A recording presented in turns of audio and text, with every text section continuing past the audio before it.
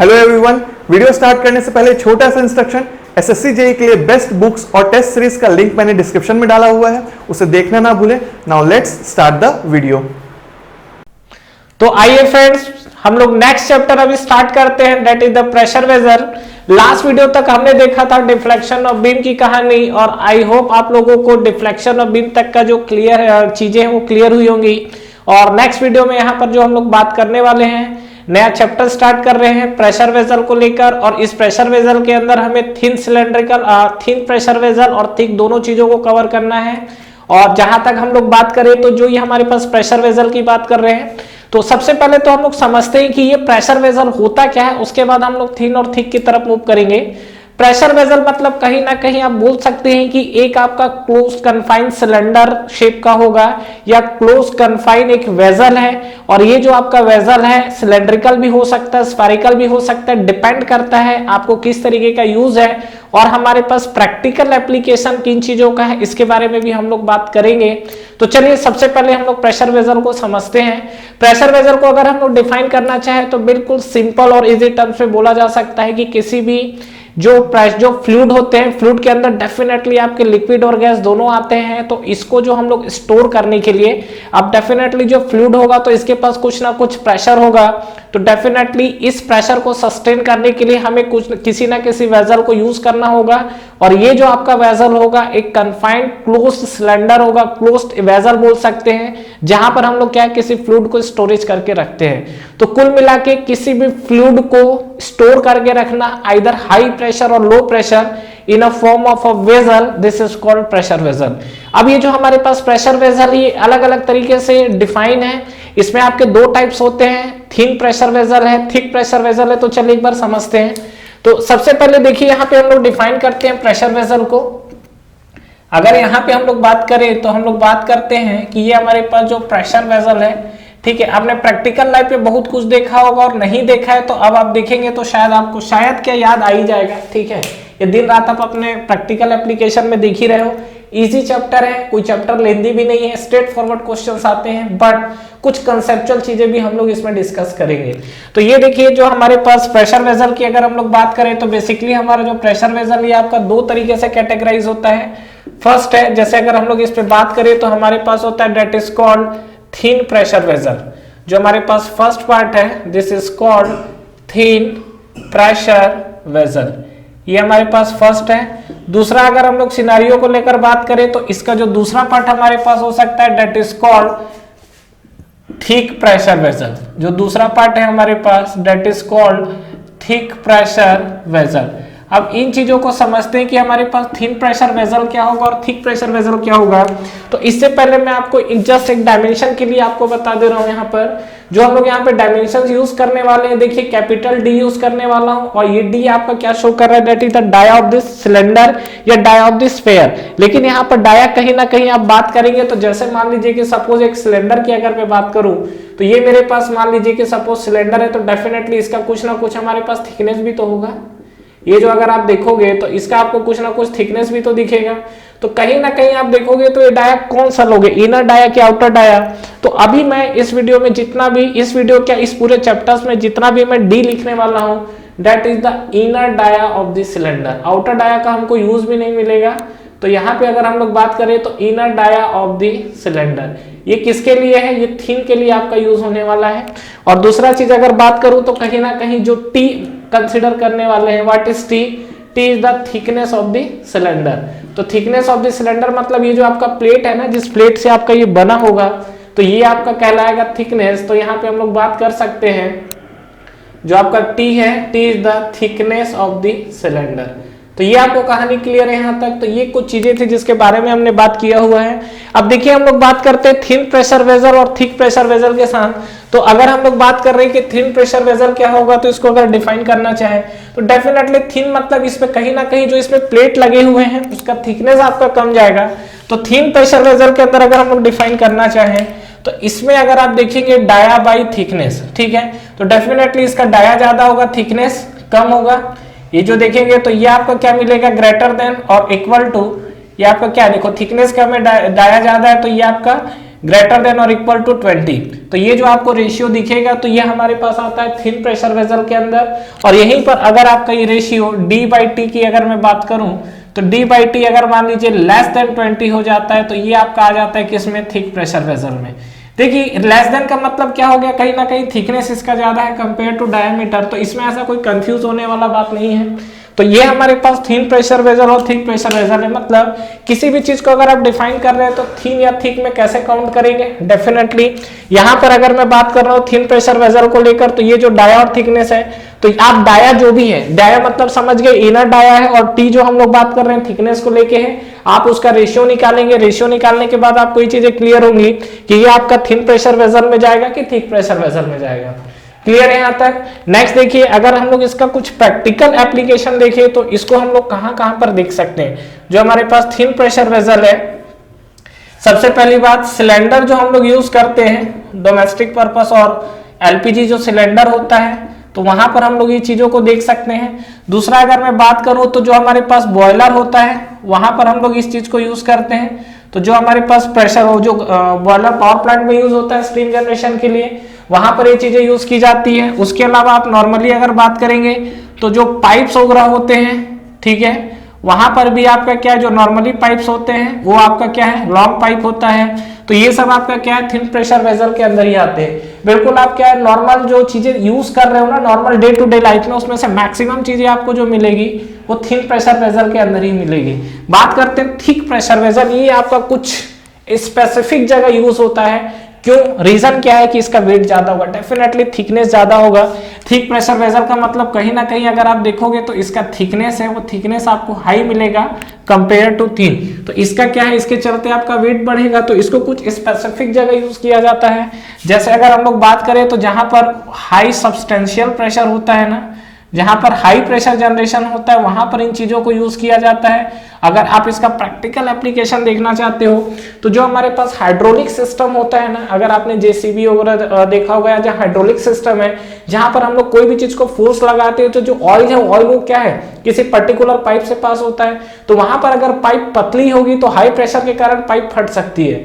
वो क्यों फटेगी, वो सब स्ट्रेस जनरेट होगा, उसके बारे में बात करेंगे। तो वहां पर इस चीज को अवॉइड करने के लिए हम लोग क्या है, हाई थिकनेस वाली पाइप को यूज करते हैं। और जो हाई थिकनेस वाली पाइप यूज होता है वो हमारा थिक प्रेशर वेसल के अंदर आ जाता है। तो यहाँ पे हम लोग लिख सकते हैं कि इसका अगर दूसरा चीज हम लोग देखें, that is called hydraulic pressure pipe. इसमें अगर नेक्स्ट चीज अगर हम लोग देखेंगे तो ये हमको क्या दिख जाएगा, that is the hydraulic pressure pipe. कहानी कुछ क्लियर है। तो ये सब चीजें हैं, कुछ प्रैक्टिकल एप्लीकेशंस को लेकर हम लोग बात कर रहे थे। तो डे टू डे लाइफ में भी आपको कुछ चीजें दिखेगी और कुछ चीजें आपको दिख रहा है, लेकिन कहीं पर अगर आपको किसी पर्टिकुलर चीज को स्पेसिफाई करना हो गया कि कौन सा थिन प्रेशर वेसल है और कौन सा थिक प्रेशर वेसल है, तो इसके लिए हमने क्लासिफिकेशन यहाँ पर देखा हुआ है। अब दूसरा चीज अगर हम लोग बात करें तो अभी देखिए मैंने यहाँ पर शेप की बात नहीं की है कि यहाँ पर हम लोग किस किस तरीके का शेप यूज कर सकते हैं। तो जैसा कि अगर मैं बात करूं, या तो थिन प्रेशर वेसल को ले लीजिए या तो थिक प्रेशर वेसल को ले लो। यहाँ पे अगर हम लोग देखें तो अगेन ये आपका क्या है, दो पार्ट में कैटेगराइज हो जाता है। ये अगर आप देखोगे तो दो पार्ट में कैटेगराइज हो जाता है। जस्ट हम लोग बोल सकते हैं क्या, एक हमारा जो होता है वो हमारे पास कैसा होता है, सिलेंड्रिकल इन शेप होता है। जो आपका फर्स्ट पार्ट है उसको हम लोग कैसा देखते हैं, सिलेंड्रिकल शेप में। और दूसरा अगर हम लोग थिक वाले पार्ट को देखते हैं तो ये हमें कैसा मिलता है, ये हमको मिलता है स्फेरिकल। ये जो हमको मिलता है ये कैसा शेप मिलता है, स्फेरिकल शेप। दोनों तरह की चीजें हैं। अब कौन सा कहां पर यूज करते हैं और किसको कहां यूज करना चाहिए, देखिए अगर मैं सिलेंड्रिकल शेप की बात करूं तो कहीं ना कहीं आपको ये दिख रहा होगा कि ये हमारे पास कुछ इस तरीके का सिलेंड्रिकल शेप होता है। ठीक है, अब सिलेंड्रिकल शेप है तो आप अगर देखेंगे तो जब भी इसके अंदर कोई फ्लूइड भरा जाएगा, मान लीजिए कि सपोज इसके अंदर आपने कोई हाई प्रेशर या जो भी आपने प्रेशर का फ्लूइड भरा हुआ है, इसमें आपको जो देखिए स्ट्रेस दिखेगा ना, एक तो आपको क्या है इस डायरेक्शन में स्ट्रेस दिखेगा, ठीक है, जिसको आप बोल सकते हो सर्कमफ्रेंशियल। और दूसरा चीज जब ये पैक रहेगा तो डेफिनेटली इस डायरेक्शन में भी तो स्ट्रेस जनरेट करेगा, तो इसको हम लोग बोलते हैं लॉन्गिट्यूडिनल स्ट्रेस। तो कहीं ना कहीं अगर आप देखोगे तो जो हमारे पास सिलेंड्रिकल पोर्शन है, इस सिलेंड्रिकल पोर्शन में आपको क्या दिखेगा कि जो हमारा स्ट्रेस जनरेट होता है वो आपका क्या है, सर्कमफ्रेंशियल है, लॉन्गिट्यूडिनल है। और ये क्या है, इसका सर्कमफ्रेंशियल का स्ट्रेस का मैग्नीट्यूड अलग आता है। मान लीजिए कि सपोज सर्कमफ्रेंशियल स्ट्रेस है, इसको मैं सिग्मा सी लिखता हूं, इसका कुछ मैग्नीट्यूड आएगा। अगर मैं बात करूं सिग्मा सी है, सिग्मा ऑफ एल लिख देता हूं, that is the longitudinal stress, इसका मैग्नीट्यूड अलग आएगा। मतलब कहीं ना कहीं आप देखोगे तो यहाँ पर क्या है, जो स्ट्रेस का जो मैग्नीट्यूड है ना वो आपको अलग अलग मिलेगा।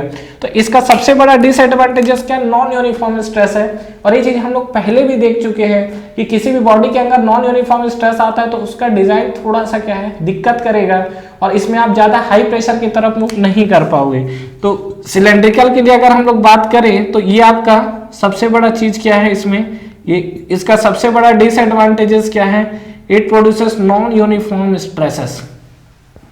अब नॉन यूनिफॉर्म स्ट्रेस में आप ये चीज समझ सकते हो कि अगर मान लीजिए 1-2 यूनिट आ रहा है, 4 यूनिट आ रहा है, तो आपका जो डिजाइन होगा या आप जो प्रेशर भरोगे वो 2 से ज्यादा नहीं होना चाहिए। क्यों, ठीक है, क्योंकि आपका क्या है, जो मिनिमम वाला स्ट्रेस है आप उसी के अकॉर्डिंग डिजाइन लेके चलोगे।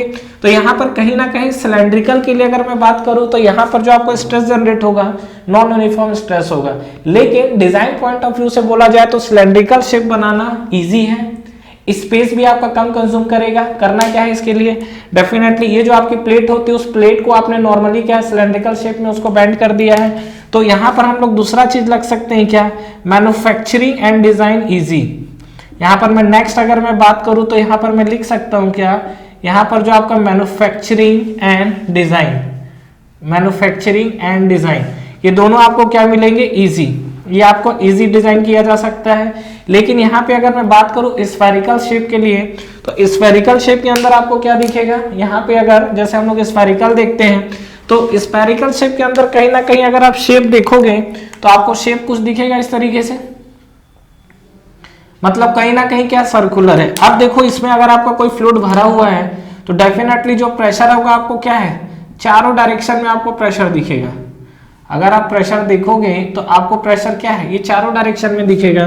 तो स्फेरिकल शेप के अंदर अगर हम लोग जाएंगे तो इसका सबसे बड़ा खासियत क्या है, जैसे ये आपका सिलेंड्रिकल में नॉन यूनिफॉर्म स्ट्रेस आ रहा था, इसके अंदर अगर आप जाओगे तो आपको क्या मिलेगा, that is called uniform stress.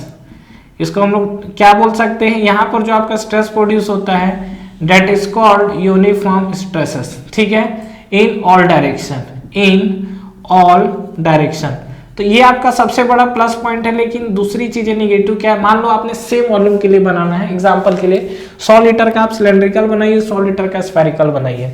आप घर में पानी की टंकी यूज करते हो, आपके छत पे लगा होगा या कहीं आपने पानी की टंकी देखा होगा, कौन सा शेप आप देखते हो, डेफिनेटली आपने सिलेंड्रिकल शेप देखा होगा। अगर आप उसी वॉल्यूम का स्फेरिकल बनाओगे तो आपको पता है क्या क्या प्रॉब्लम आ सकता है। सबसे पहला चीज जगह देखिए, जगह आपका क्या है, ज्यादा कैप्चर करेगा। दूसरा चीज उसका डिजाइन डिफिकल्टी, आप सोच रहे हैं किस लेवल तक जाएगा। यहाँ पर नॉर्मली अगर मैं बात करूं सिलेंड्रिकल शेप के लिए तो ये हमारे पास सिलेंड्रिकल है जिसको सिंपली इस तरीके से बैंड किया जाता है, प्लेट को हम लोग बैंड करके सिलेंड्रिकल फॉर्म ले जाते हैं। लेकिन स्फेरिकल शेप में जाओगे तो समझ रहे हो आप उसको एक शीट इस तरीके से, फिर एक शीट एक तरीके से, मतलब आपका नो डाउट डिजाइन भी कॉम्प्लिकेटेड हो गया, मटेरियल कंज्यूमिंग भी बढ़ गया, प्लस आपका ट्रांसपोर्टिंग भी आपका क्या हो गया, अलग प्रॉब्लम करेगा। तो कहीं ना कहीं आप बात करोगे तो मैन्युफैक्चरिंग एंड डिजाइन ये आपका क्या है। इसमें अगर मैं बात करूं तो यहाँ पे आपको एक चीज दिख रहा होगा क्या, यहाँ पर जो मैन्युफैक्चरिंग की अगर मैं बात कर रहा हूं, manufacturing and design, manufacturing and design बहुत हारा अगर आप देखोगे तो आपको कैसा मिलेगा, जो आपका मैन्युफैक्चरिंग हो गया और इसका जो डिजाइन आपको दिख रहा है बोथ आर डिफिकल्ट, ठीक है, manufacturing and design are difficult. तो ये आपका है। दूसरा चीज ट्रांसपोर्टिंग का भी आपको प्रॉब्लम दिख रहा है क्या, कि ये आप जो सिलेंड्रिकल पोर्शन है आप इसको नॉर्मली इजी वे में ट्रांसपोर्ट कर सकते हो, लेकिन जो हमारे पास स्फेरिकल शेप है इसको डेफिनेटली हम लोग इजी शेप में ट्रांसपोर्टिंग नहीं कर पाएंगे, ठीक है। तो ये सब हमारे पास चीजें थी। दूसरी चीज एक क्वेश्चन यहाँ से इंटरव्यू में पूछा जाता है, ध्यान रखिएगा, क्या पूछा जाता है कि नॉर्मली हम लोग जो सिलेंड्रिकल शेप यूज करते हैं, ये देखिए मैंने ये शेप बनाया है। रीजन ये है कि यहाँ पर जो है इसका अगर आप शेप देखोगे तो नॉर्मली हम लोग जो यूज करते हैं सिलेंड्रिकल शेप वो हम लोग क्या करते हैं, कुछ इस तरीके से यूज करते हैं, ऐसे ही तो सिलेंड्रिकल शेप होता है, ठीक है। क्वेश्चन ये है कि क्या हम लोग ये जो आपका सिलेंडर उसको कुछ इस तरीके से यूज नहीं कर सकते, मतलब जो बॉयलर वेलर हो गया या उसका जो डिजाइन है उसका डिजाइन ऐसा क्यों रखा जाता है, इस तरीके का हम लोग क्यों यूज नहीं करते हैं। तो बताइए हम लोग ऐसा क्यों यूज नहीं करते हैं। थोड़ा सा वीडियो को पॉज करिए और सोचिए। इंटरव्यू का क्वेश्चन एग्जाम में पूछा हुआ है, डेफिनेटली क्लास में भी डिस्कस करता हूं और समटाइम्स बच्चे भी पूछते हैं। तो ये आपका रीजन क्या है कि ऐसा हम लोग क्यों यूज करते हैं? तो देखिए सीधी सी बात है कि अगर आप इस तरीके का डिजाइन यूज करोगे तो स्ट्रेस कंसंट्रेशन का नाम आपने सुना है, मशीन डिजाइन के अंदर हम लोग पढ़ेंगे क्या होता है स्ट्रेस कंसंट्रेशन। जब आप क्या है किसी पर्टिकुलर एक छोटे से एरिया में बहुत ज्यादा ज्वाइंट हो जाता है या बहुत ज्यादा एरिया उसका क्या हो जाता है अंदर आके उसमें पूरा ज्यादा एरिया कैप्चर करने लग जाता है उस केस में, तो कहीं ना कहीं वहां पर क्या है स्ट्रेस जो है वो स्ट्रेस की मैग्नीट्यूड एक पर्टिकुलर पॉइंट पे बढ़ने लगती है। वो कैसे होता है? सीधी सी बात है, ये अगर आप मान लीजिए कि नॉर्मल एक आपके पास रॉड है, ठीक है, अब मान लीजिए मैं इसको बैंड किया तो मान लीजिए कि शेप ऐसा, अभी रॉड था ये बैंड होके ऐसा आ गया, बैंड हो गया, तो ये बताइए कि यहाँ पर एक पर्टिकुलर जो जॉइंट है वहां पे एरिया में ऐसा नहीं लग रहा है कम एरिया में ज्यादा मटेरियल घुसने की कोशिश कर रहा है, इसके चलते यहाँ पर क्या बढ़ेगा? स्ट्रेस बढ़ेगा, और एक पर्टिकुलर पॉइंट पे आपका क्या स्ट्रेस की वैल्यू बढ़ गई है, तो इसको हम लोग बोलते हैं that is called stress concentration, ठीक है। और यही प्रॉब्लम होता है आपका यहाँ पर, अगर हम लोग इस तरीके का चीजें यूज करते हैं तो यहाँ पर आपको जो है एक प्रॉब्लम दिखेगा, मतलब ये जो जॉइंट्स है इतने ज्यादा सडनली क्या है शेप चेंज हो रहा है, तो यहाँ पर जॉइंट के कारण क्या है आपको यहाँ पर आपको फैक्टर दिखेगा that is the stress concentration, ठीक है। और ड्यू टू स्ट्रेस कंसंट्रेशन की अगर बात करें तो इसके चलते आपको क्या मिलेगा? बहुत ज्यादा प्रॉब्लम, मतलब आपका जो नॉर्मली जिस हाई प्रेशर पे, जो भी प्रेशर पे आप यहाँ पे फ्लूइड को आप रख रहे हो उससे आप डेफिनेटली लो प्रेशर पे रखना पड़ेगा, नहीं तो इसमें क्या है ज्यादा हाई स्टोर में करोगे तो डेफिनेटली बस्टिंग के चांसेस आएंगे। बस्टिंग मतलब समझ रहे हो, फट जाना, तो ये हमारे साथ प्रॉब्लम हो सकता है। तो ये चीज आपको क्लियर हुआ जो चीज मैंने डिस्कस किया हुआ है। तो यहाँ पर कुल मिला के अगर हम लोग कंक्लूजन की बात करें तो प्रेशर वेसल के अंदर मैंने थिन और थिक प्रेशर वेसल को लेकर अभी जो मैंने बात किया है उसमें भी हमारा क्या है डिफाइन करने का तरीका है कैटेगरी के अकॉर्डिंग, और उसके बाद जैसा कि हम लोग बात करें तो हमारा सिलेंड्रिकल और स्फेरिकल दोनों तरीके के प्रेशर वेसल है हमारे पास। सिलेंडर की बात करेंगे तो ये आपका ज्यादातर यूज होता है, नॉन यूनिफॉर्म स्ट्रेस है, ये नेगेटिव पॉइंट है, लेकिन इसका मैन्युफैक्चरिंग डिजाइन ट्रांसपोर्टिंग सब आपका क्या है इजी है, ठीक है। मैन्युफैक्चरिंग डिजाइन ट्रांसपोर्टिंग ट्रांसपोर्टेशन या ट्रांसपोर्टिंग जो भी लिख लो, transporting all are easy compare to spherical, ठीक है। लेकिन स्फेरिकल के साथ आप जाओगे तो नो डाउट आप नॉर्मली क्या फुटबॉल का एग्जांपल ले लो ना, जो आपका फुटबॉल है तो फुटबॉल को शेप सर्कुलर क्यों रखा जाता है? ताकि यूनिफॉर्म प्रेशर रहे, लेकिन फुटबॉल का साइज छोटा है उसी को अगर आप बड़ा करोगे तो वहां पर कहीं ना कहीं क्या होगा आपका हर चीज से वो प्रॉब्लम करेगा ही, ठीक है। तो डिजाइन पॉइंट ऑफ व्यू से नो डाउट बेस्ट है। तो थ्योरेटिकली अगर बेस्ट डिजाइन बोला जाए तो यहाँ पर मैं फाइनली एक लास्ट पॉइंट आपको मेंशन कर देता हूं, क्या ये जो आपसे अगर थ्योरेटिकली बोलता है तो थ्योरेटिकली बेस्ट डिजाइन अगर बोले तो नो डाउट स्फेरिकल है। अगर यहाँ पे बात किया जाए theoretically best design, theoretically best design, तो थ्योरेटिकली जो बेस्ट डिजाइन आपको मिला है वो कौन सा मिला हुआ आपको? Spherical shape. लेकिन वहीं पर अगर आपको सिलेंड्रिकल बोला जाए तो ये आपको मिलेगा प्रैक्टिकली बेस्ट डिजाइन। तो सिलेंड्रिकल अगर की बात करूं तो जो आपका सिलेंड्रिकल आपको जो दिख रहा है it is the practically best design, practically best design, ठीक है। तो नो डाउट हम लोग थोड़ा प्रैक्टिकल लेवल पे मूव करेंगे, क्योंकि पढ़ कितना भी थ्योरी लो लेकिन फाइनली क्या है वो थ्योरी को कहीं ना कहीं जाके इंप्लीमेंट तो करना है, और जहां पर आप थ्योरी को इंप्लीमेंट करने चले गए वहां पर डेफिनेटली आप पहुंच गए प्रैक्टिकल लेवल पे, और प्रैक्टिकल लेवल पे आपका क्या सिलेंड्रिकल साइज बेस्ट रहेगा। अब सिलेंड्रिकल में आपको थिन यूज करना है कि थिक यूज करना है, ये चीजें आपको डिपेंड करेगी कि आपका वहां पर हाई प्रेशर फ्लूइड है कितना प्रेशर तक सस्टेन कर रहा है। अब बात है कि इतना प्रेशर होगा तो कैसे पता चलेगा किस प्रेशर को कितना तक लेना है? It is totally depends on the material of construction. जो भी आप क्या है यूज करेंगे थिन के लिए थिक के लिए, तो उसमें आप जो भी मटेरियल यूज कर रहे हैं उस मटेरियल का कैसा मटेरियल होना चाहिए जो उसका कंस्ट्रक्शन मटेरियल है, तो उसके ऊपर डिपेंड करेगा, उसके यील्ड स्ट्रेंथ और अल्टीमेट टेंसाइल स्ट्रेंथ के ऊपर, यील्ड स्ट्रेंथ के ऊपर बेसिकली डिपेंड करेगा। तो ये सब चीजें हैं जिसके बारे में हम लोग आगे पढ़ेंगे। तो देखते हैं हम लोग नेक्स्ट वीडियो में। तो फिलहाल फ्रेंड्स इस वीडियो में जो मैंने आपसे डिस्कस किया है जस्ट मैंने प्रेशर वेसल का एक बेसिक पार्ट डिस्कस किया हुआ है, होता क्या है, किस तरीके का एप्लीकेशन यूज करते हैं और कहां पर किया जा सकता है। नेक्स्ट वीडियो में हम लोग आपसे बात करेंगे कि ये जो हमारे पास जो अंदर जो प्रेशर जनरेट हो रहा है उसके चलते कितना स्ट्रेस डेवलप हो रहा है, कौन कौन सा स्ट्रेस डेवलप हो रहा है, और वो स्ट्रेस जो है उसका मैग्नीट्यूड कितना होगा और उसको हम लोग एलिमिनेट या कम किस तरीके से कर सकते हैं। Thank you so much for watching this video. Friends इस वीडियो को लाइक करिए, ज्यादा से ज्यादा फ्रेंड्स के साथ शेयर करिए, और अगर आप इस चैनल पे नए हैं तो चैनल को सब्सक्राइब करना ना भूले, बेल नोटिफिकेशन जरूर प्रेस करिएगा, जिससे जो भी लेटेस्ट अपडेट है वो आप तक पहले पहुंचे। इसके अलावा आप हमारा टेलीग्राम चैनल भी ज्वाइन कर सकते हैं, जिसका लिंक नीचे आपको डिस्क्रिप्शन में और फर्स्ट कमेंट बॉक्स में मिल जाएगा। Friends, for the best test series और बुक्स फॉर एसएससी जेईई का लिंक भी नीचे आपको डिस्क्रिप्शन में मिल जाएगा। तो ठीक है फ्रेंड्स, तैयारी करते रहिए। Wish you all the best.